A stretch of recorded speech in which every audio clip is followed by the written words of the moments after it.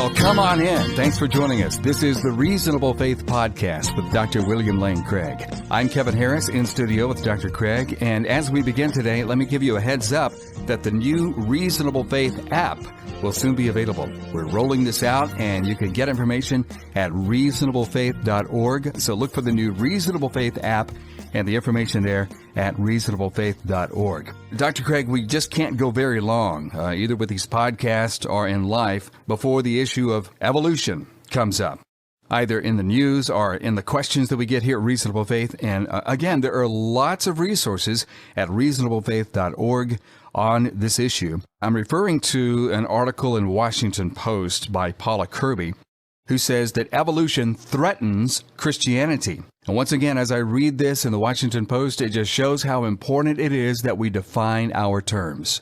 You know, what is evolution? Right. She says in the editorial that evolution is a simple fact. There's no need denying it or no use denying it, and to deny it is just to be ignorant. And she just asserts over and over again that it is a fact that is recognized by all biologists today. And the problem with that, Kevin, is that the word evolution is an accordion word. That is to say, it can be expanded or contracted like an accordion at will to mean what you want it to mean in different contexts. In preparation for my debate with the very eminent evolutionary biologist Francisco Ayala, he says that evolution can mean at least three different things. And he is an evolutionist himself, obviously. He says, first, evolution can simply mean that present-day organisms are descended from organisms that lived earlier with modifications. Now, that is hardly a radical doctrine. I think he would also take it to probably mean common descent, but at least descent with modification is what evolution means. And he says, this is what everybody means when biologists say evolution is a fact. They just mean that organisms that live today are descended from earlier organisms with modifications. The second definition of evolution is the explanatory mechanisms behind evolution, that biological complexity is to be explained through genetic mutation and natural selection. The third definition of what evolution could mean would be the reconstruction of the evolutionary tree of life that would show all of the branches going back to some primordial ancestor in the past. And what Ayala says very candidly is that while evolution in the first sense is a fact, the other two are matters of tremendous dispute. And he says there's much that we do not know about these issues, and that these are still a matter of ongoing research programs. Well, it's primarily those second and third points that contemporary intelligent design theorists have called into question. Now, some do also call into question the doctrine of common ancestry, but nobody, not even the strictest creationist, would deny that present-day organisms are descended from earlier organisms with modifications. So what she's talking about as a simple fact is misleading. That doesn't imply the truth of the explanatory mechanisms or the reconstruction of the tree of life. Those are still a matter of ongoing research and dispute. When we see adaptation of a species to its environment, it takes, to this day, a tremendous amount of extrapolation to get from this adaptation to speciation. Right, and even speciation needn't be something that creationists deny. There's no reason to think that fixity of the species is true, that there can't be descent with modification between species. The theory or the doctrine of common ancestry involves an enormous extrapolation, Kevin, from observed limited cases of evolutionary adaptation to the whole of life.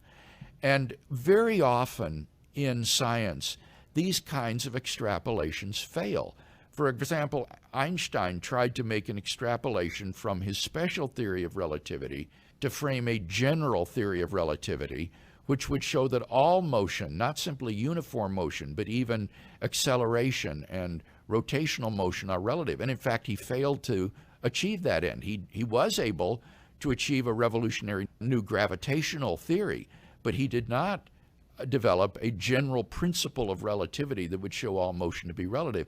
That extrapolation failed. And in the same way, to extrapolate from limited evolutionary change to a wholesale thesis of common ancestry is an extrapolation of just breathtaking proportions for which we really don't have any evidence. Even if you could show, Kevin, for example, that birds and reptiles are evolved from a common ancestor, do you realize all of that still takes place within the chordata, that is to say, within the vertebrates, which is just a tiny segment of the diversity of life. Even having evolutionary change of that sort is almost a triviality compared to saying that a bird and a sponge evolved from a common ancestor, not to mention bacteria and the archaea and other sorts of primitive life forms. Honestly, when you look at the whole breathtaking diversity of life, you can see that the thesis of common ancestry involves an enormous extrapolation for which we do not have really any convincing evidence. So even granting microevolutionary change doesn't allow one to conclude the thesis of common ancestry, which is an extrapolation that goes far, far beyond the data. And I wonder if Paula Kirby is aware of this. She talks about being ignorant and saying ignorance is no sin. It's just in not being aware of the facts. I wonder if she's aware of these facts. She just seems to take it by faith that the thesis of common ancestry has been demonstrated by the data, when in fact, for those who know the data, that's really not true. It's a big problem as well for a naturalist, a Darwinian evolutionist, a non-theist, and so on, because they've got to come up with a theory, make predictions and so forth, and a system that excludes a divine or an intelligent designer. I think what lies behind this confidence in the extrapolation from limited evolutionary change to wholesale common ancestry is naturalism. If you presuppose that only naturalistic causes are at work, then you simply can't have these life forms popping into existence out of nothing without any sort of causal antecedent. So you've got to have some sort of evolutionary account. So there's a real question to which this extrapolation and the confidence in it is not based upon the presupposition of naturalism. And I'm referring to this particular quote. That's not to say that evolution poses a problem for all Christians, since many Christians happily accept evolution. They see Genesis 1 as merely a metaphor and declare that if God chose to create us using evolution, that's fine by them.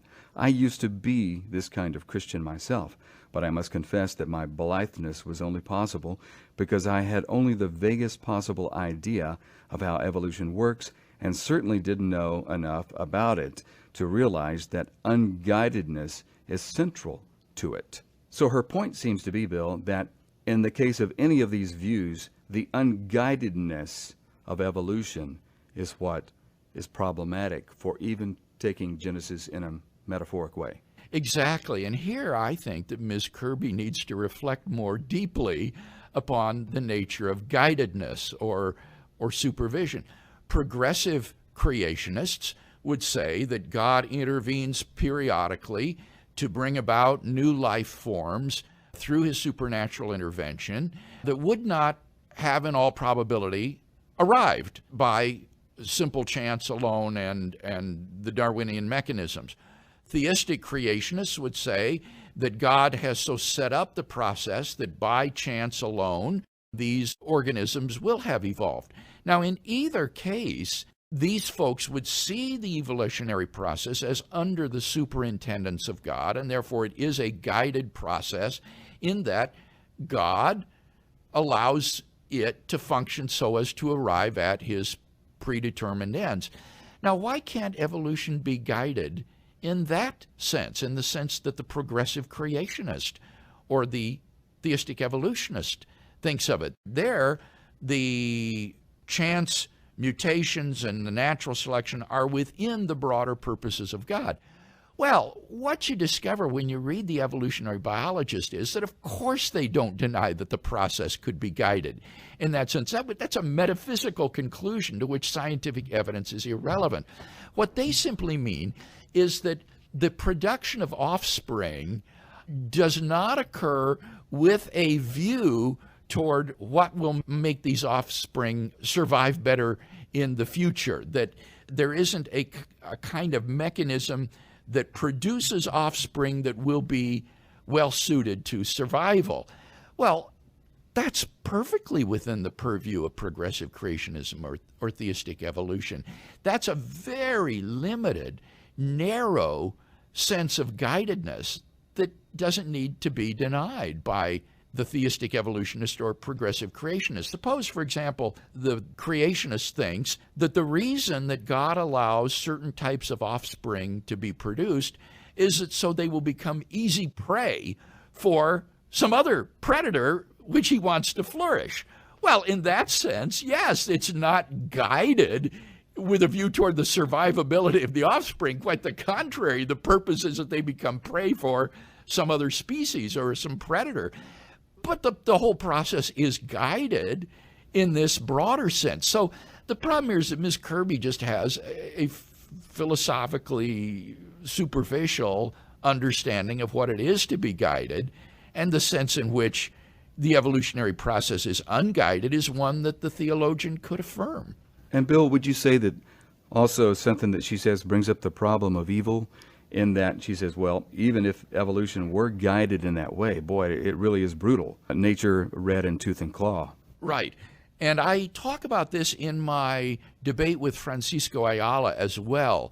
This is an example or an instance of the problem of natural evil. Would a God of love create a world that involves nature red in tooth and claw?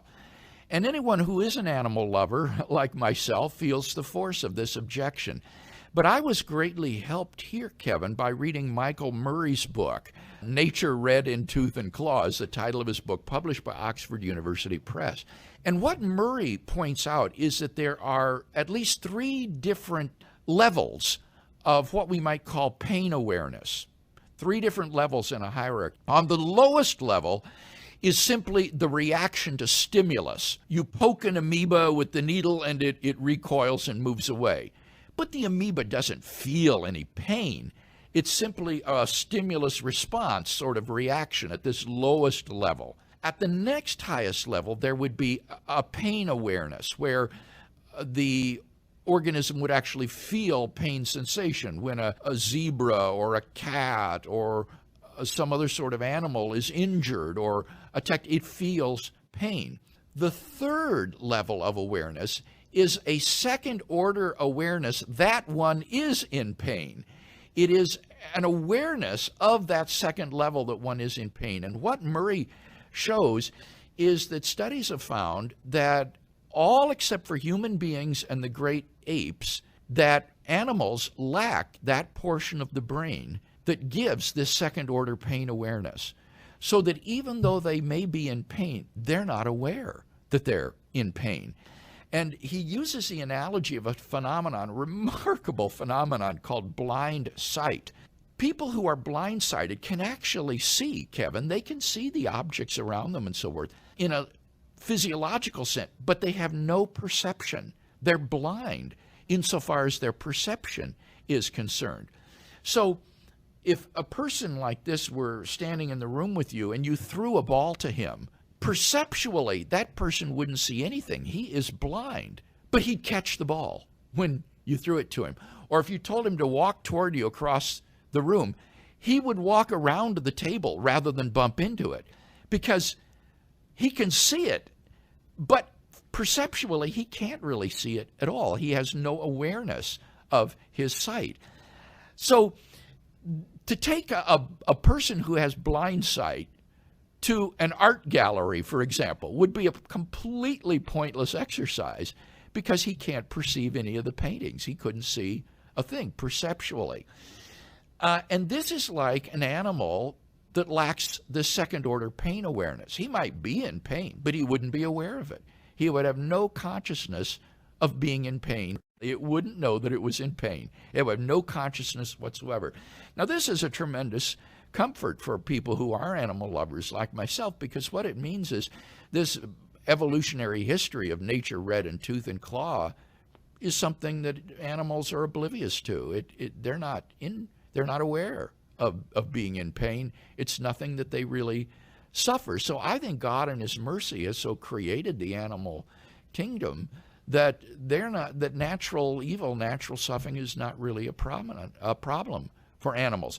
And as to why God would permit it, well, this forms the sort of ecosystem in which human beings can be introduced and live, and provides a suitable environment in which fallen persons can come to know God's kingdom and respond to his offer of grace and forgiveness. And it may well be that in any world of free creatures in which this many people comes to know God personally and find salvation, that there would also need to be this amount of natural evil. These all contribute to the whole arena in which this drama of the kingdom of God is played out. And we have no way of knowing that in a world in which there was no animal suffering, no natural evil, that the same number or ratio of persons wouldn't come to know God and his salvation, so that on balance, that world would actually be worse. We see this time and time again, don't we, when an article starts out or a person starts out being strictly scientific as they can, and facts and hard data and all this, and then almost immediately go right into metaphysics. Yeah, you're right. Look at these objections that she has to why evolution is incompatible with Christianity. They're philosophical objections based on the nature of guidedness and really a theory of divine providence. That's what she's really attacking here, is the theory of providence.